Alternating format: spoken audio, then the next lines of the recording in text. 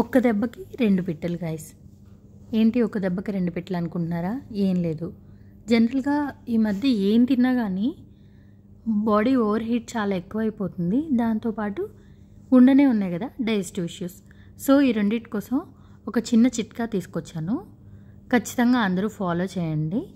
ఏం లేదండి, జనరల్గా ఇంట్లో ఉండే వస్తువులే. సోంపు ఉంటుంది కదా, సోంపు అండ్ పటికి బెల్లం, దీన్నే మిశ్రీ అని కూడా అంటారు.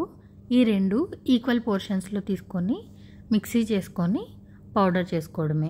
అయితే సోంపు తీసుకునే ముందు ఒక 5 minutes కడాయిలో ఆయిల్ అనేది ఏం లేకుండా దూరగా వేయించుకొని పెట్టుకోండి.